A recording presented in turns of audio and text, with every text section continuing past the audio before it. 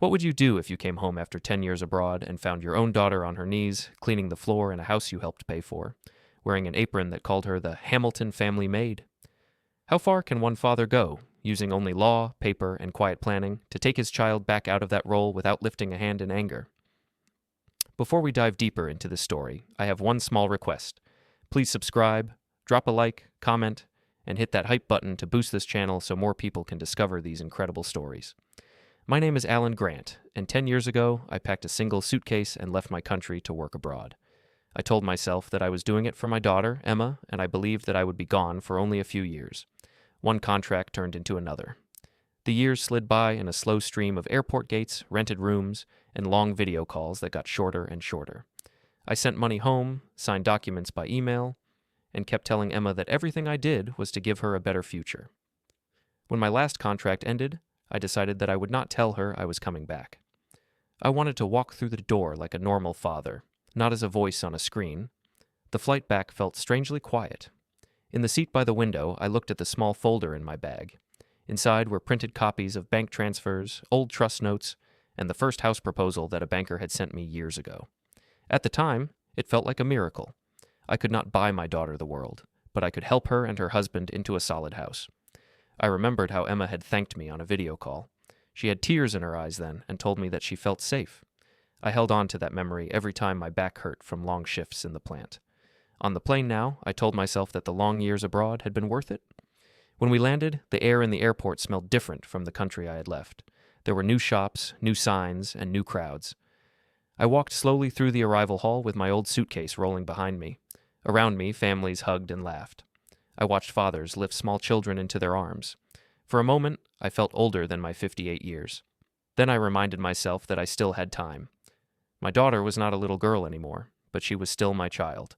I wanted to see with my own eyes that she was happy, that the house I had helped pay for was filled with warmth. Outside, I gave the driver the address of the Hamilton house. He nodded in a polite way that did not invite conversation. The city moved past the window in long lines of streets and new buildings. I recognized some corners and did not recognize others. As we turned into Emma's neighborhood, the houses grew larger and more polished. Fresh paint, neat lawns, tall hedges that hid wide windows. I remembered the photos Emma had sent me of the Hamilton place when she married Colin. She looked so bright in those pictures, standing on the front steps in a simple dress with the big house behind her like a promise. When the car stopped, I saw the house again, now with my own eyes. It was exactly as I remembered from the photos, maybe even more impressive. White pillars by the door, clean stone steps, a trimmed hedge around the yard. A large silver H hung next to the doorbell. My chest tightened a little, in a good way. This, I told myself, was the result of all those nights I had worked until my legs shook. Emma lived here. She had a roof, a family, a future. I paid the driver, took my suitcase, and walked up the path. The front door was not fully closed. It stood slightly open, as if someone had just gone inside and forgotten to pull it shut. I hesitated for a second, then knocked on the wood and called out that someone was at the door. There was no answer. I stepped inside and closed the door behind me, telling myself that it was still my daughter's home and I had the right to cross that threshold. Sounds came from deeper in the house. Voices, footsteps, the soft noise of dishes. I walked down the hallway, following the sound, feeling my heartbeat grow faster with a mix of nerves and joy. The first room I reached was the living room. It was wide and bright, with large windows and pale furniture. I noticed expensive decorations on the shelves, framed photos, and a long rug across the floor. For a second, I was just impressed. Then my eyes found the figure in the middle of the room. Emma was on her knees on the rug, bent forward over a bucket of soapy water. She was scrubbing the floor with both hands, moving in slow, tired circles. Her hair was tied back in a loose knot, and her shoulders were tense. Around her neck and over her clothes, she wore a stained apron. Across the front of it, in big faded letters, was written Hamilton Family Maid. My first reaction was confusion. My brain tried to tell me that it was some kind of joke, maybe a theme for a party, or a funny gift someone had once made. Then I saw her arms. On the skin just above the wrists where the sleeves had ridden up, there were pale marks and slight red traces, the kind you get when you carry heavy things or scrub hard surfaces day after day. They were not dramatic, but they did not look like a one-time accident. She did not see me at first. Her head was down, and she just kept moving the cloth in the same circle, like this was the only thing she did, over and over. Before I could speak, I heard another voice behind me. It was a woman's voice, firm and slightly impatient. She asked Emma if she had finished with the living room yet, and reminded her that the guests would see every spot on the floor. I turned and saw Lorraine Hamilton standing near the doorway to the dining room. She wore a neat dress and held a glass in one hand. There was a fixed smile on her face, the kind that looks nice in photos but not up close. Next to her was Gordon, tall and stiff, with his hands behind his back. He did not look at Emma. He looked at the floor, checking it like a work inspector. Lorraine told Emma to hurry because there was still work to do in the kitchen. The way she spoke made it clear that she did not see my daughter as a family member in that moment. She saw her as staff. Emma answered quietly, with her eyes still down, that she was almost done. I could not hear every word, but I did not need to. The tone was enough. My throat felt dry, but I managed to say her name. I said that it was me, that her father was here. Emma froze. Her hand stopped in the middle of the motion. Very slowly, she turned her head toward me. For a moment, her eyes were wide with surprise, and I saw the girl who had once run to the door when I came home from work. Her lips parted, and I thought she might stand up and throw her arms around me. Instead, she pushed herself to her feet in a slow, stiff way, as if she were not allowed to move quickly. She wiped her hands on the apron and stood still, halfway between me and the bucket. Lorraine's smile changed when she realized who I was. She said that it was such a surprise to see me, and that they had not expected a visit from abroad. She added that Emma was very busy with the house, and that I should have let them know I was coming so they could plan around it. Her words were polite, but the meaning under them was not. Gordon asked how long I was staying, and whether I had already booked a hotel. He said that the house was quite full, and that they did not want to disturb Emma's routine. I looked at Emma to see if she would say something, but she kept her eyes on the floor. She asked in a soft voice if I had eaten, but before she could move toward the kitchen, Lorraine told her to stay and finish the living room. Lorraine said that she would handle the tea. She walked past me without really inviting me to sit down. I remained standing with my suitcase beside me, in the room that my money had helped build, watching my daughter stand in a dirty apron with tired eyes. Gordon started to talk about the house as if it had always been a Hamilton property. He mentioned how much work they had put into it, and how important it was for the family's social life. He said that Emma was very helpful, and that it was good to have someone so devoted in the household. Every word was a reminder that they saw her as a support beam, not an equal. I listened in silence because I knew that if I spoke too quickly, my voice might shake. I did not want to give them that pleasure. Lorraine brought a cup of tea from the kitchen and handed it to me with careful fingers, as if she were doing me a favor. She said that after such a long trip, I must be tired and would surely want to go to a hotel to rest. She suggested one nearby and said that guests always praised it. The word guest sat heavy between us. I knew what she meant. I was not part of this house in her mind. I was a visitor who should stay for a short time and then slide back out of their neatly arranged life. Emma finally lifted her head enough to look at me. In her eyes, I saw shame and something close to fear. I wanted to tell her that she did not need to feel that way in front of me, but the room was full of eyes and ears that were not mine. I swallowed my words and simply nodded. I put down the cup without drinking.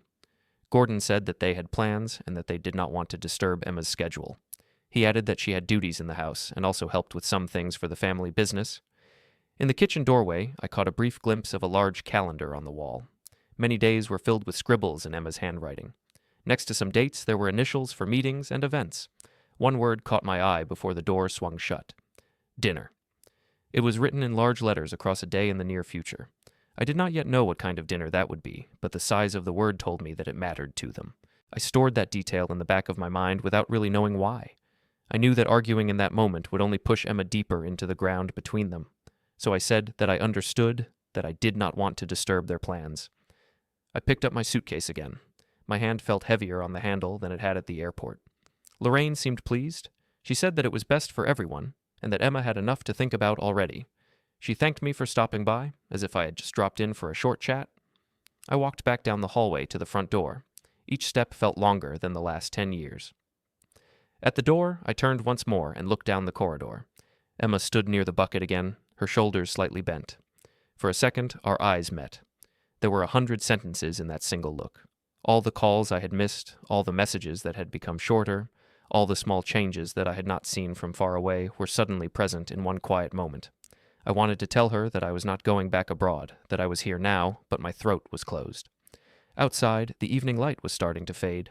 The silver H next to the door glowed softly. I walked down the front path and out onto the street. My suitcase wheels rattled on the pavement. I felt anger and grief inside me, but above both, I felt something else. a cold, clear line forming in my mind. I knew that I could not walk away and pretend I had seen nothing.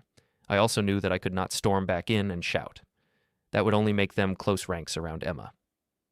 When I reached the corner of the street, my phone vibrated in my pocket. I stopped and took it out. There was a message from an unknown number. The text said that the sender lived across from the Hamilton house, had seen me arrive, and had watched Emma for a long time. The sender wrote that there were things I needed to know about what happened in that house, and asked if we could talk soon. The message on my phone was simple and strange. The sender wrote that they lived across from the Hamilton house and had watched Emma for a long time. They wrote that they had seen me arrive with a suitcase and leave again, and that they could tell from Emma's posture that this visit had not been easy. They asked if we could meet in a nearby cafe the next morning. At the end, they signed with a name, Rosa. I stood there on the corner and read the text 3 times. Part of me wanted to ignore it.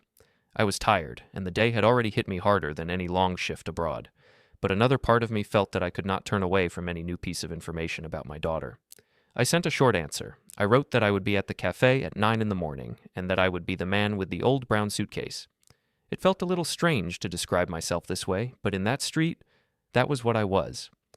That night in the small hotel room, I lay on the narrow bed and stared at the ceiling. The room smelled like cleaning fluid and old air. My suitcase stood open on the chair. The folder with papers lay on the small desk. I could not look at the trust notes or the bank slips yet. Every time I closed my eyes, I saw Emma on her knees in that bright room with that apron across her front. I asked myself again and again how it had come to this. I had left to give her more, not less. Somewhere on that path of good intentions, I had clearly missed something important. In the morning, I walked to the cafe a little earlier than planned. It was a small place on the corner of a side street, with large windows and wooden tables. Inside, there was the usual quiet music and the smell of coffee. I sat at a table near the window, put my suitcase beside the chair, and wrapped my hands around the warm cup the waiter brought me. I watched people pass outside while I tried to calm my thoughts. About 10 minutes past 9, an older woman came in. She had gray hair pulled back in a loose bun and wore a simple coat.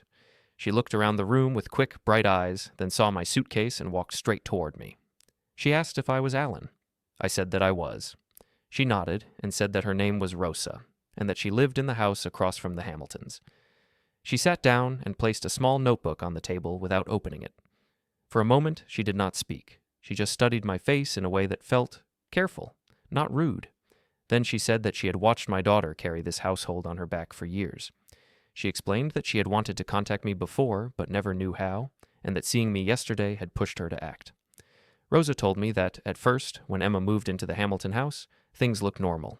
She said that in the early months, she saw Emma leave the house dressed nicely, often with Colin, heading to work or to dinners. She said that Emma looked happy then. She moved with light steps, waved at neighbors, and stopped to talk now and then. Rosa remembered that she had thought Emma seemed proud to be building a life there. Then, Rosa said, small changes began to appear. After the first year, she saw Emma outside less often. She would see her carry shopping bags alone while Colin walked ahead, or stayed in the car. On weekends, Rosa saw Emma hanging laundry, trimming bushes, cleaning the porch, while Lorraine stood in the doorway and pointed to places she had missed. At first, Rosa thought that Emma was just very active and liked to keep things neat. It was only later, when she saw the pattern, that she understood. Rosa said that family guests came often. She would see cars arrive, people step out in bright clothes, and Emma stand by the door with a tray. Inside, the lights were always on, and music played late into the evening. From her window, she could see Emma move from room to room, carrying plates and glasses. After the guests left, she would see Emma alone on the porch, collecting empty bottles and wiping tables while the rest of the family disappeared inside. Rosa said that this happened again and again. She finally opened the notebook. Inside were lines of dates with short notes next to them. She had written down things like Emma took trash out at midnight alone, or Emma carried large boxes to car, no help, and Emma cleaned porch after big party, still working after 11. The writing was small but careful. She told me that she had never planned to be a witness. She had just started writing these notes because she needed to put her worry somewhere. Then she told me about the apron. She said that it appeared for the first time during a summer party. There were many people in the garden, music, food, and drinks. At some point, Lorraine came out holding the apron, laughing. Rosa said that she could not hear every word, but she could tell that people were making jokes as Emma put it on. After that party, the apron did not go away. Rosa said that over time she saw Emma wear it more and more often, not only for guests but also on normal days. To Rosa, the message written on the front was clear and cruel. As she spoke, I felt a slow, heavy pressure in my chest. I asked her if Emma ever went anywhere alone. Rosa said that this had become rare. She said that sometimes she would see Emma walk to the corner store, but usually with a list in her hand and her phone pressed to her ear, listening to instructions. When Emma did walk alone, she moved fast, like a person who was afraid of being late. I asked if she had seen Colin help with housework. Rosa shook her head. She said that Colin mainly came and went with a quick step, sometimes with his phone in his hand, talking about meetings. She said that he often looked at Emma from a distance and spoke to her in a sharp way when he thought no one could hear. She added that she had never seen him carry a bucket or a tray. At most, he would move a chair and then stand aside. Her words brought back memories of the first time I met Colin. It had been in a small restaurant years ago, before I went abroad. Emma had invited me to meet the man she wanted to marry. Colin had been polite in his way. He had talked a lot about his plans, about the Hamilton business, about how he wanted to move up. He had spoken with confidence and had said that Emma was his partner in life. At that table, he had looked like a young man with ambition, not like someone who would turn my daughter into house support. At the wedding, things had already started to feel strange, though I could not fully name the feeling at the time. The wedding reception had taken place in the Hamilton living room and garden. The house had been new then. There had been flowers everywhere, and a long table filled with food. Lorraine had walked from guest to guest, making sure that everyone saw the good wine, the paintings on the walls, the polished floor. Gordon had given a speech about family tradition and business growth. He had said that Emma was now part of the Hamilton structure, and that she would help them grow.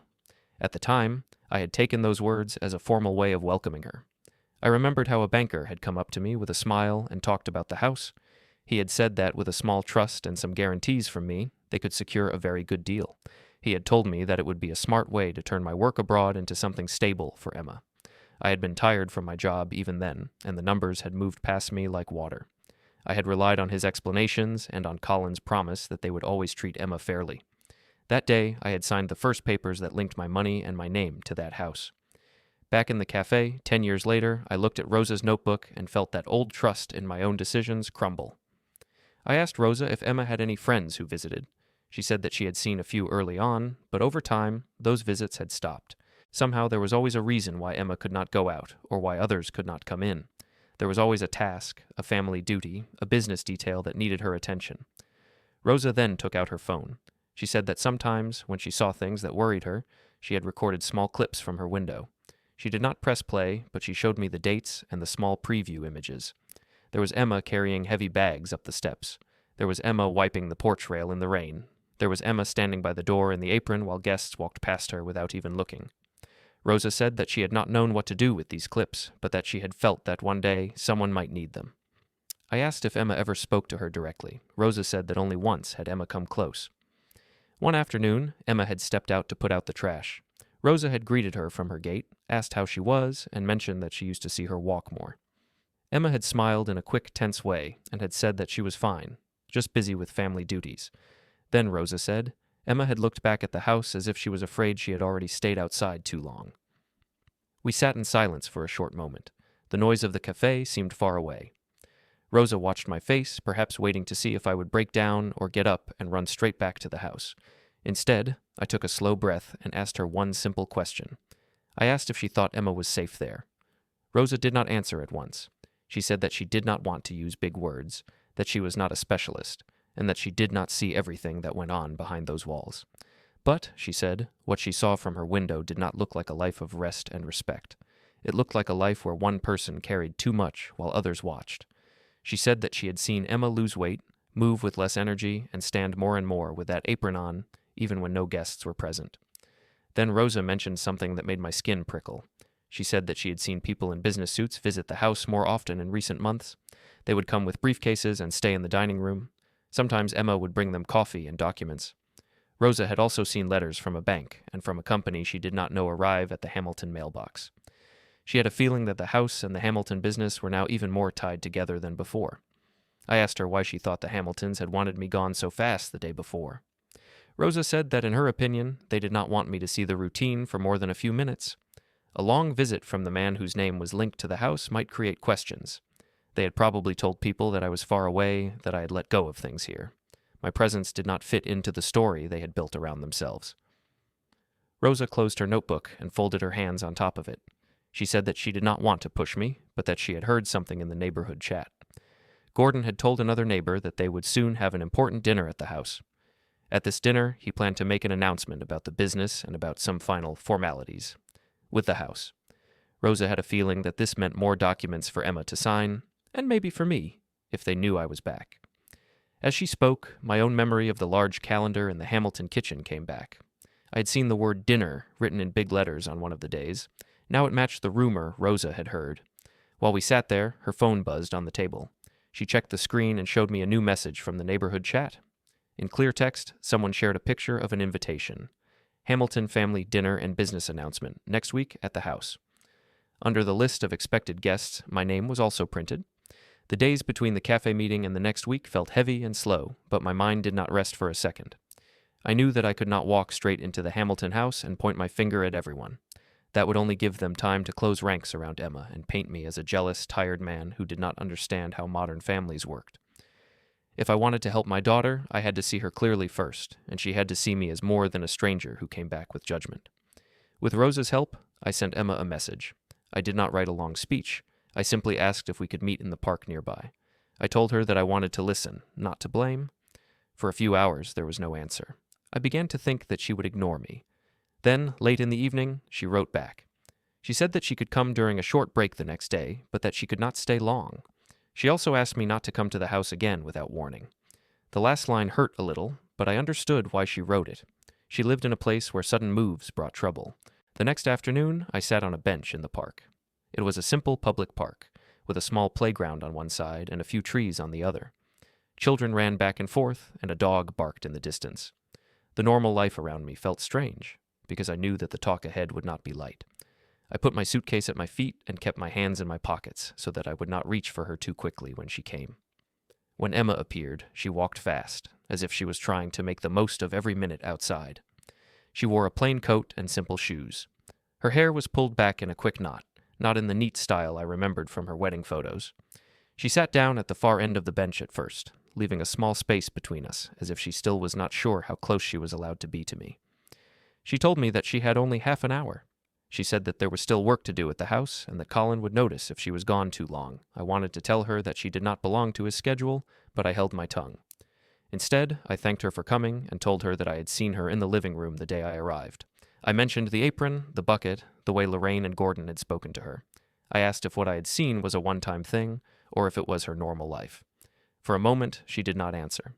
She looked at her hands in her lap. They were dry and a bit rough, more like the hands of a worker than the hands of the young woman who used to hold books and sketch pads. Then she let out a slow breath and said that it was normal now. She explained that, over time, she had taken on more and more tasks in the house, at first to be helpful, then because people had started to expect it. She told me that when I first left abroad, Colin and his parents had been kind. They had said that she was part of the family, that she could always count on them. They had told her that my work far away was a brave choice, that together they would take care of things here. She said that in those early days, she had felt safe under their roof. She had a room, nice clothes, shared dinners. She had called me often then to tell me about new plans. Over the years, things changed in a way that was hard to notice at first. When extra work appeared in the house, they said that she did it best, so she took it on. When someone got sick, she stayed home to handle things. When the family business needed help with small tasks, they turned to her.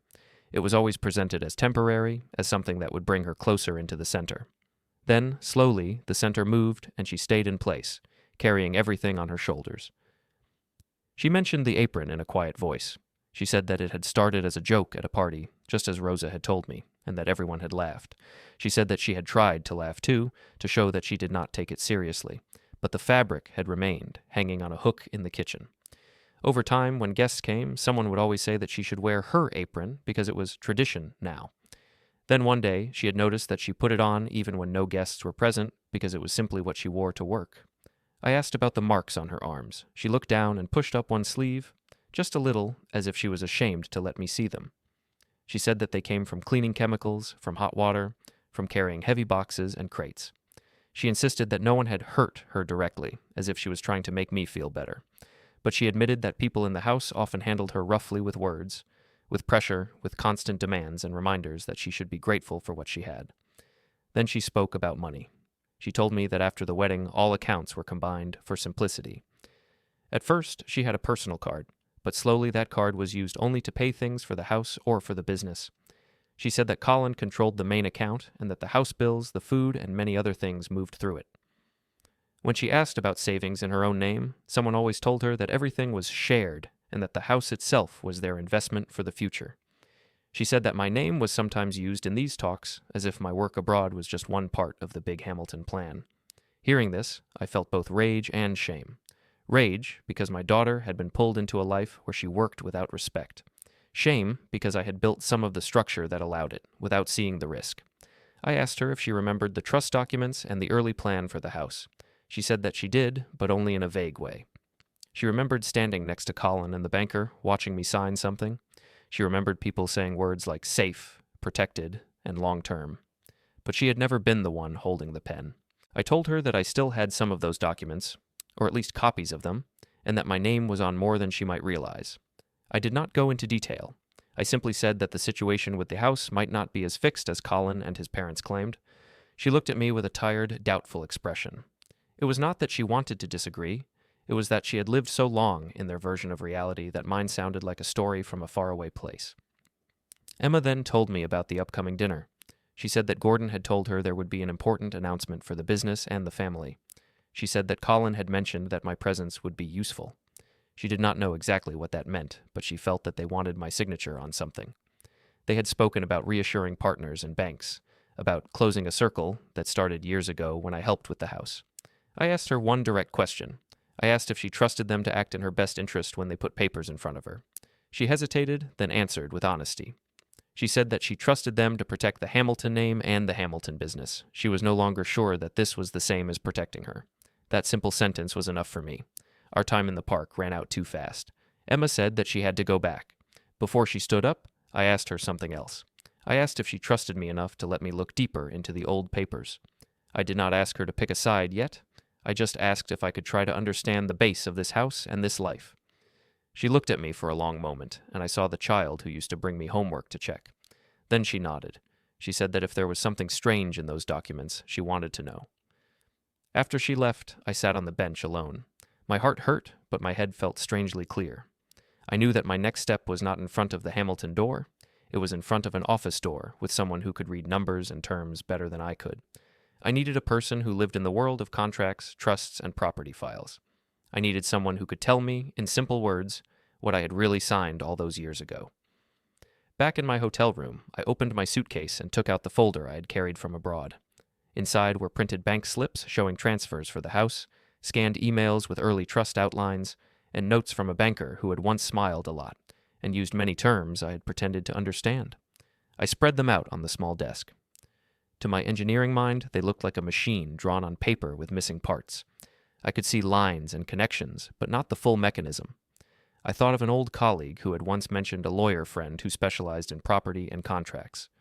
I still had the colleague's email in my old account. I wrote to him and explained in simple terms that I was back, that my daughter was living in a house I had helped secure, and that I needed a careful legal eye. He answered faster than I expected.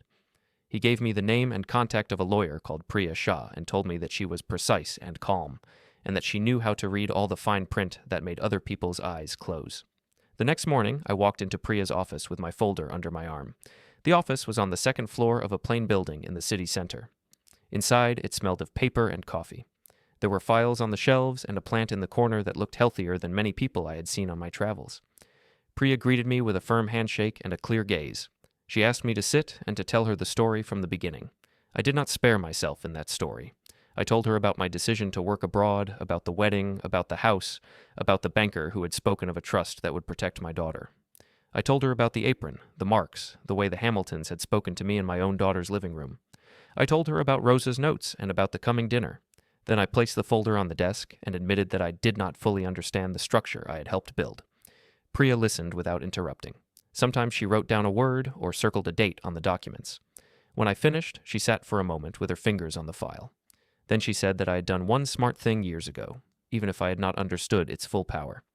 The trust that had been created for the house did not just protect the property for the Hamilton family name. It had clauses about Emma's well-being and about proper conduct in the use of the house and in the attached business guarantees. She began to explain in simple terms how the trust was set up, She said that I had remained a key founder and that my role as guarantor for a Hamilton business loan was linked to the same base. She said that if those terms were broken, or if Emma's health and dignity in the house were at risk, certain parts of the trust could be changed. She also said that if I removed my guarantee, it would affect the standing of the Hamilton business with the bank. As she spoke, the machine on the paper began to make sense. I could see in slow detail how my years of work abroad had not just built a house. They had built a lever. For years, no one had touched that lever because they assumed I was far away and passive. Now I was back, sitting in a plain office with someone who knew how to move it. Priya said that we could request full copies of the land registry files and related records, and that we should collect all connected documents before any dinner or signing. She stood up, went to her computer, and began to type. She spoke in calm phrases to her assistant in the next room, asking for registry copies, bank links, and original trust filings. I watched her work and felt, for the first time since my return, that I was not completely alone in this. After some time, she returned and said that she had ordered everything we needed. She told me that once we had those files, she could show me exactly what options I had and how to act without leaving the law. She said that if what I and Rosa described was true, the Hamiltons were standing on a floor that was not as solid as they thought. When our meeting was over, I thanked her and turned to leave. On my way out, the receptionist stopped me at the door. She said that Priya had asked her to give me something right away. She reached into a small drawer, took out a USB drive, and placed it in my hand, explaining that it already held the first land registry records and trust copies that had come through. When I stepped out of Priya's office with the USB drive in my hand, the air outside felt a little different. Nothing had changed in the street. Cars still passed, people still walked, a bus still stopped at the corner. But in my head, something had shifted. For the first time since I saw Emma on her knees in that living room, I did not feel only sadness and anger. I felt a kind of quiet structure forming, like lines on a plan. Back at the hotel, I placed the USB drive on the small desk next to my papers. It looked so small, yet somewhere in it were records that described the house, the trust, and the links to the Hamilton business. I knew I could not read them on my own, so I waited for Priya's next call. In the meantime, I walked around the city in short circles, thinking about Emma's words in the park. She had said that she trusted them to protect the family name, but not sure they would protect her. That sentence stayed with me every time I saw a building with a name on it. The next day, Priya called me back to her office. When I arrived, she had several printed files on the desk. She tapped the top of the first file and said that these were the full land registry records for the house. She explained that the property was not owned directly by the Hamiltons, as they like to say, but by a trust in which I was a founding party. Emma was listed as the primary long-term resident. The Hamiltons were listed as conditional occupants. Their right to live there depended on certain terms. Priya spoke slowly and used simple words. She said that the trust had clauses about fair use of the house, about respect for the main resident, and about not using the house in ways that harmed her health or safety. She also pointed to a line that connected the house trust to a business loan for the Hamilton Company. Years ago, I had agreed to be a guarantor for that loan as part of the same package. My role was still active, because no one had ever changed it. She explained that if there was proof that Emma's well-being was at risk in that house, the trust allowed changes. Those changes could limit or even cancel the right of other adults to live there. The trust also gave me the right, as a founder, to ask for a review of how the house was used. On top of that, if I removed my guarantee from the business loan, the bank would be forced to reevaluate the Hamilton Company's position. Their neat balance between house and business would start to shake. I listened and took notes, even though she had already printed everything. Writing helped me keep calm. I asked what kind of proof counted as showing that Emma's well-being was at risk. Priya said that written notes from a doctor about stress, exhaustion, or harm from constant work could matter. So could records from a neighbor or witness about Emma's daily life. She said that what Rosa had been doing with her notebook and video clips without even knowing the law might now be important. Then we talked about timing. I told her about the planned dinner and business announcement. She said that this dinner might be the moment when the Hamiltons tried to lock in new documents, perhaps to move the house further into their direct control or to use my presence to reassure partners. She said that if I wanted to act, I should do my preparation before that dinner and keep my moves quiet until the right moment. Next, Priya suggested that we speak to the bank. She said that, as long as my name was still on the loan as guarantor and early investor, I had a right to ask questions. She wrote down the name of the bank and a contact she knew there. She said that maybe the bank had no idea what was happening in the house and how the family used the property in daily life. A day later, I sat in a private meeting room at the bank. The room had glass walls and a long table. It felt cold, but in a focused way. Across from me sat a man named Jonas. He wore a suit and had a calm, tired look of someone who had seen many numbers and many stories. He looked at the file in front of him, then at me.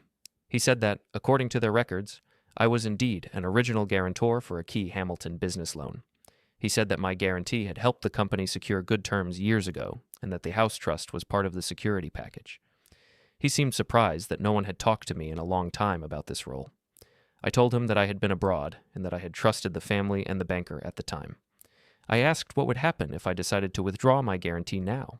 He explained that I had the right to do that, but it would set off a chain of steps. The bank would have to inform the Hamilton Company and any linked investors. The company would have to offer new security or accept stricter terms. He added that, if the house trust changed at the same time, the combined effect would be serious for the company's balance. I did not smile. I did not want to look like someone who enjoyed the idea of trouble. I simply nodded and said that I understood. I told him that I had concerns about how the house and my daughter were being treated.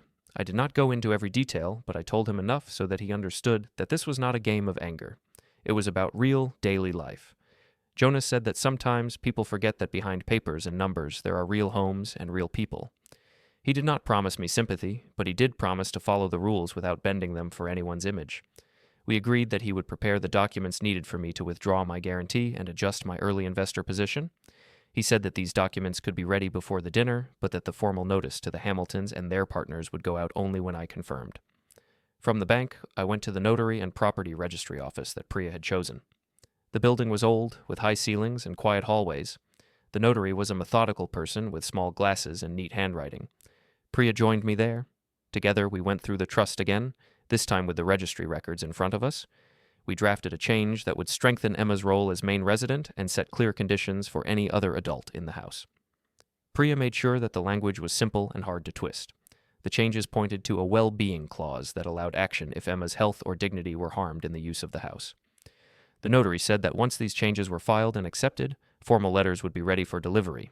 These letters would inform Lorraine and Gordon that their right to live there would depend on strict respect for the main resident. If they failed, they could be asked to leave after a set notice period. I signed the prepared documents with a steady hand.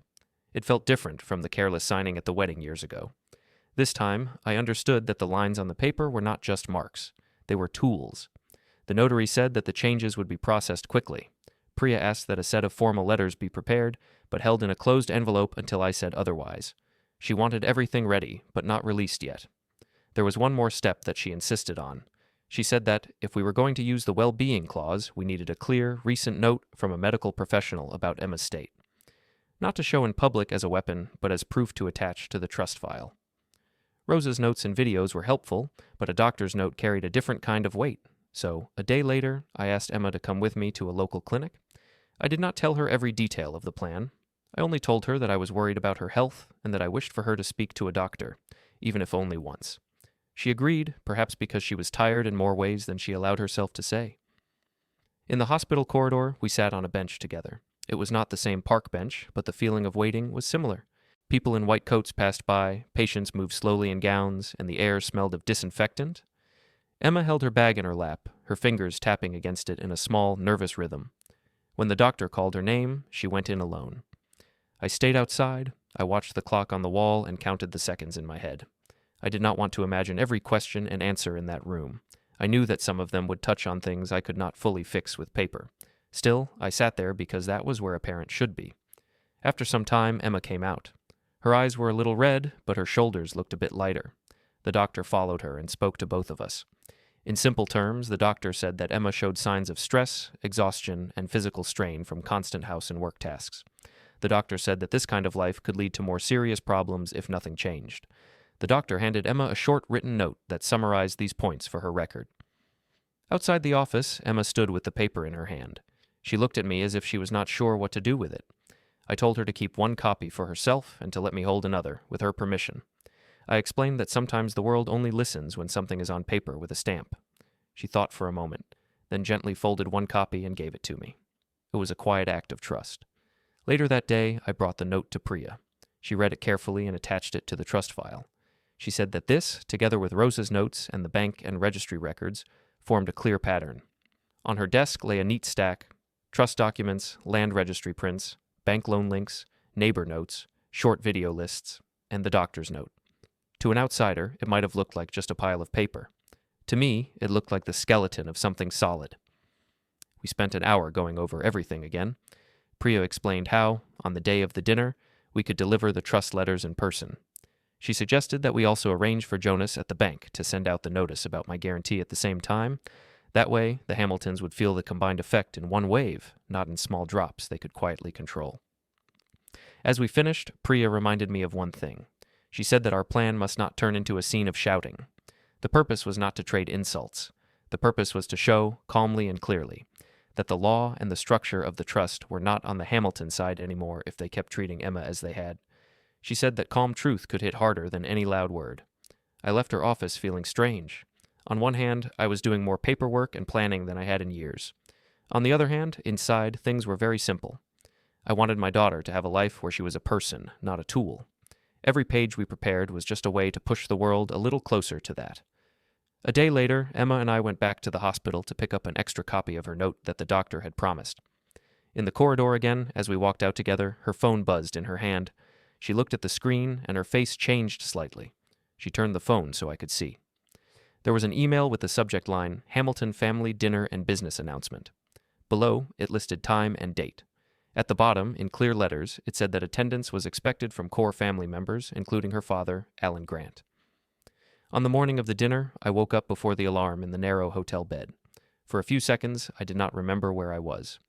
Then the picture of Emma in the apron came back, and behind it, the clear image of Priya's desk with all the papers lined up. My suitcase stood open at the foot of the bed.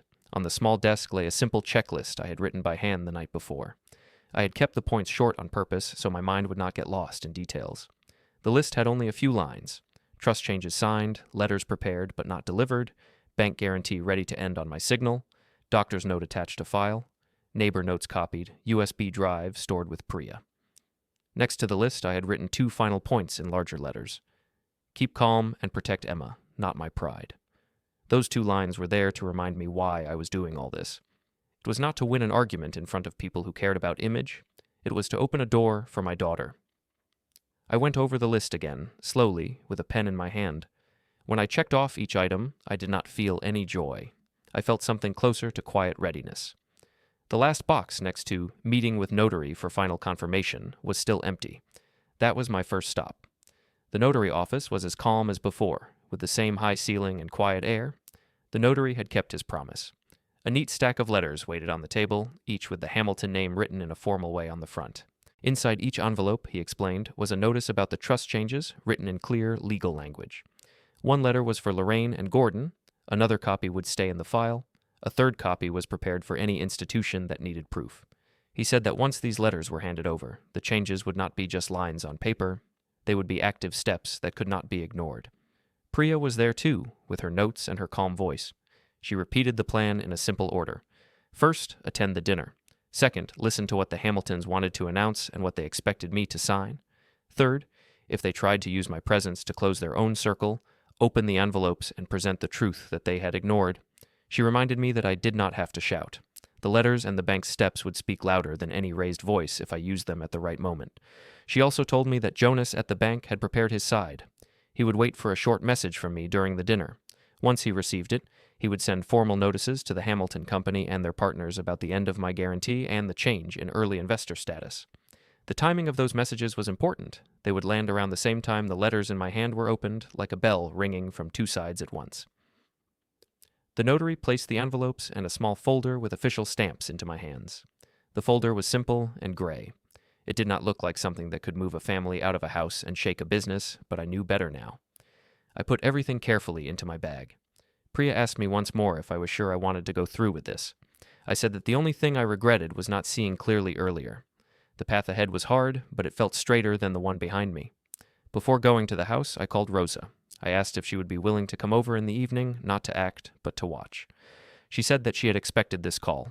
She told me that she could help in the kitchen if needed, or simply sit at the edge of the room. Her presence would be a quiet reminder that someone from outside had watched this house for years. I thanked her and told her that whatever happened, I valued the courage it had taken for her to send that first message to a stranger with a suitcase. Back at the hotel, I dressed in the only suit I still kept. It was not new, but it was clean and simple. I did not want to dress in a way that tried to compete with the Hamilton style. I wanted to look like what I was, a working man who had done his best for his child. I put the gray folder into my bag and slipped my phone into my jacket pocket. On the way out, I looked once more at the checklist on the desk. All boxes were now marked. I left the paper there, face up, as if I needed someone, even an empty room, to see that I had tried to be thorough. When I reached the Hamilton Street, evening light was already touching the tops of the trees. Cars were parked along the curb. The house looked as polished as ever. Lights glowed in the windows, and I could see shapes moving inside. The large silver H by the door caught the light again, but this time I did not feel a tightness in my chest. I simply noticed it as a letter, not as a crown. Emma opened the door when I rang. For a moment she looked surprised, even though she had seen the invitation with my name. Then she stepped aside and asked me to come in. Her hair was still tied back in a simple knot, but she was not wearing the apron. Instead, she had on a plain, dark dress, without patterns or shine. It was not the kind of dress that stood out in a photo, but it suited her in a quiet way. I asked in a low voice if she had chosen it. She said that she had. She added that when Lorraine had suggested that she put on the apron for the practical side of the evening, she had answered, in a careful tone, that she would be at the table tonight, not in the kitchen. Lorraine had not liked that answer, but she had let it pass, perhaps because guests were already on their way. Emma's voice shook a little when she told me this, but there was a new line in it too, a line of small resistance. The living room was decorated for the dinner. There were flowers on side tables and polished glasses waiting to be carried to the dining room. I could smell the food from the kitchen. Lorraine came through the doorway with a tray and saw me standing there. She put on her practiced smile and said that it was good of me to come, that tonight was an important step for the family. She spoke about the dinner as if it was a performance where everyone had a role. In her eyes, my role was to stand at the side, nod, and sign whatever paper she and Gordon placed in front of me. Gordon came in behind her, already wearing the expression of a man who was about to give a speech. He shook my hand in a formal way and said that tonight would be a chance to show our united front to partners and relatives. He mentioned that the house and the business would both be discussed and that my presence would send a strong signal of continuity. It was clear that in his mind I was not a person with choices. I was part of the image they wanted to project. Emma listened to all this in silence. I watched her face. Her eyes shifted from Lorraine to Gordon, then to me. She seemed to be measuring the space between us all. I turned to her and spoke in a soft voice, but with a firmness that she could feel. I said that tonight, whatever happened, I wanted her to remember one thing. She had the right to sit at the table as a family member, not to stand in the doorway with a tray. I asked if she was ready for things to change. Not in an instant, not in a way that would solve every problem, but in a way that would make it impossible for others to decide her life without her consent. She asked if this change would bring a storm. I told her honestly that it might. Then I added that storms sometimes clear the air more than slow, hidden fog. She took a breath and nodded. Rosa arrived shortly after, carrying a small dish she had prepared. Lorraine greeted her with polite words, suggesting that help in the kitchen was always welcome. Rosa accepted the role on the surface, but I could see in her eyes that she had not come only to serve. She had come to stand as a quiet witness. When our eyes met, she gave a small nod. It was enough. Guests began to appear. Relatives I did not know well, and business partners whose faces I had only seen on old cards came through the door. They spoke in warm tones about the beauty of the house and the strength of the Hamilton name. They shook Gordon's hand, praised Lorraine's taste, and greeted Colin as if he was the center of the story. Some of them looked at me with mild curiosity, as if I were an uncle from far away whose details they did not need to remember. A few asked how my work abroad had gone. I answered in short phrases. I did not feel the need to impress anyone. The dining room was large, with a long table set for the evening. White cloth, polished cutlery, folded napkins, and candles waited for the guests. At one end of the table, a spot was clearly prepared for Gordon. At the other end, there was a chair where I was supposed to sit. Next to my chair was an empty seat.